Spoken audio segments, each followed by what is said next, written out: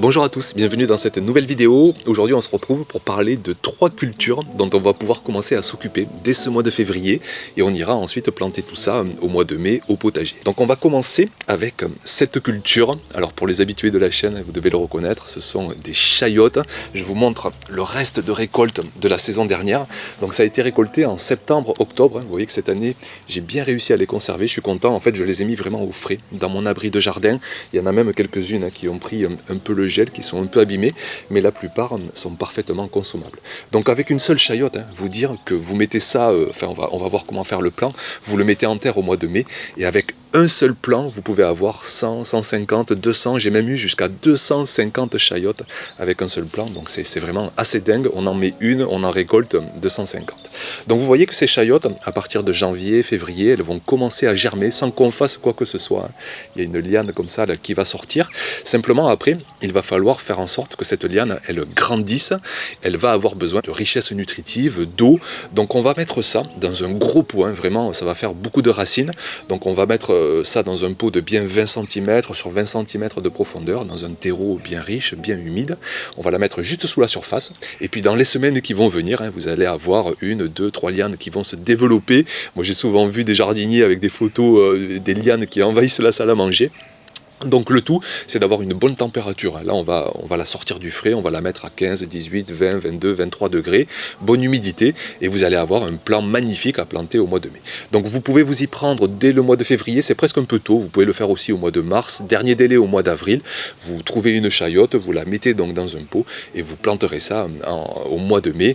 Il faudra ensuite 5 mois, vraiment sans gel, donc vraiment une culture pour les climats doux, les climats tempérés, les climats frais, ça peut marcher aussi. Moi j'ai fait un sondage, je me souviens sur la chaîne, vous avez été des milliers à y répondre et il y avait des témoignages, mais vraiment de toutes les régions et des témoignages de réussite. Je trouvais ça génial de faire la chayote vraiment sous tous les climats, avec ce climat d'ailleurs qui se réchauffe un petit peu. Donc du moment que vous avez 5 mois sans gel, de mi-mai jusqu'à juin, juillet, août, septembre, jusqu'à mi-octobre, vous pouvez réussir cette culture.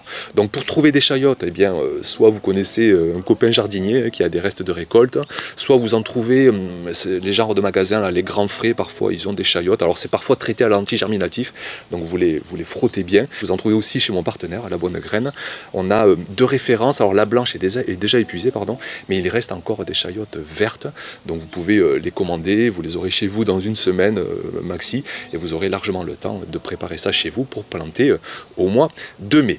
On passe ensuite à une deuxième culture, ça va être les patates douces. Alors là, je commence à voir plein de gens qui ont déjà commencé. Moi je trouve que c'est un peu tôt, moi je vais faire ça que à partir de mi-février, je trouve que ça suffit largement. Alors les patates douces, c'est pareil, je vous montre un reste de récolte de l'année dernière, et pareil, vous dire que mais vraiment c'est génial parce qu'on mange du potager en plein hiver avec des récoltes qui ont été faites en septembre, en octobre, et regardez ça, elles ont vraiment pas du tout bougé. Autant les pommes de terre, parfois on a du mal à les conserver, mais alors les patates douces, c'est vraiment génial, ça se conserve magnifiquement bien. Donc patates douces, on va pas faire comme la chayote, on va pas planter la patate douce germée, mais par contre il va falloir là aussi les faire germer. Alors je vais vous en prendre 2, on va prendre celle-ci, je vais vous montrer ça. Donc les patates douces, ce qu'il faut, c'est faire bourgeonner, en fait, pour dire le terme exact.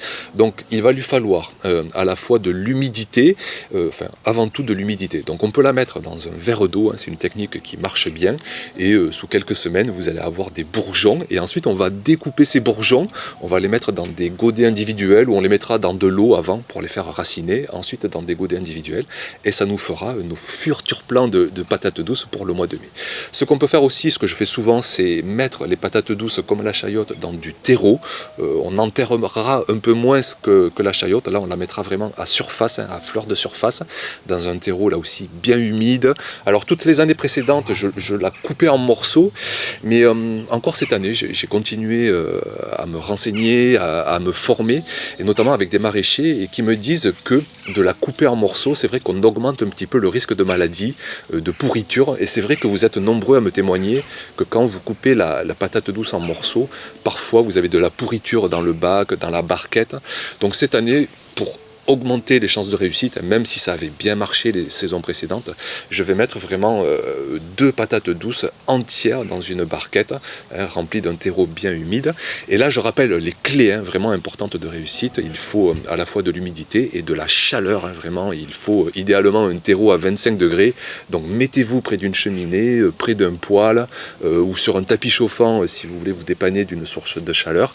Et vous aurez des plants, enfin vous aurez d'abord des bourgeons, ça va vraiment bourgeonner de toutes parts, et ensuite on coupera ça début avril, on va le mettre, je vous répète, dans de l'eau pour faire raciner, et puis ensuite dans un godet, et on aura nos plants de patates douces. Donc là aussi, pour en trouver, soit en magasin, alors les variétés sont un peu moins fun, mais vous pouvez en trouver, pareil, vous frottez bien parce qu'il risque d'y avoir des anti-germinatifs, soit des copains jardiniers qui ont des restes, en jardinerie vous pouvez en trouver, alors par exemple chez La Bonne Graine, ils ne proposent pas de patates douces, mais ils proposent des plants qui seront déjà prêts. En fait, vous recevrez vos plants. Donc en fait, vous les précommandez et vous recevez ça qu'en avril, mai pour les planter directement dans votre potager. Et vous avez des variétés dingues. Moi, je vais d'ailleurs essayer certains plants pour aller implanter de nouvelles variétés que j'ai pas encore essayées dans mon potager, des patates douces violettes notamment. Ça va être une dinguerie à essayer cette saison. Donc patates douces, vous pouvez aussi commencer à vous en occuper dès ce mois de février. Et puis, troisième culture, ça va être tout simplement les pommes de terre. Regardez, moi je les ai mis dans des boîtes d'œufs, des tubercules à faire germer. Elles sont dans ma serre, mais chez vous, il vous suffit simplement d'avoir une pièce assez lumineuse pour pas que les germes filent. Parce que si ça s'effile, c'est comme les semis. Si ça file, si ça cherche la lumière, de suite, on va à un échec, on va à une perte de productivité. Et là, regardez, ça fait déjà 15 jours, 3 semaines, ça commence à germer. Et moi ici, je vais planter début mars. Donc début mars, j'aurai vraiment des tubercules parfaits.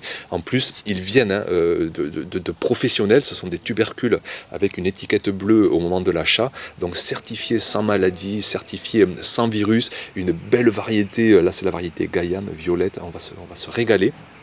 Et là, donc à partir de février, mars, dernier délai pour les régions les plus fraîches, vous pouvez vous occuper de faire germer vos tubercules de pommes de terre.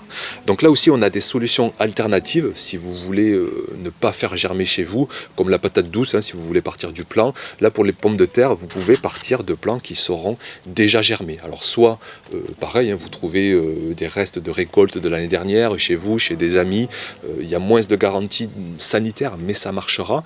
Ou sinon, vous pouvez vous dépanner en jardinerie avec des plants qui sont déjà germés. Parfois, ils ne sont pas très bien germés, ils sont cassés, mais bon, vous trouverez néanmoins des solutions qui seront déjà prêtes à être plantées.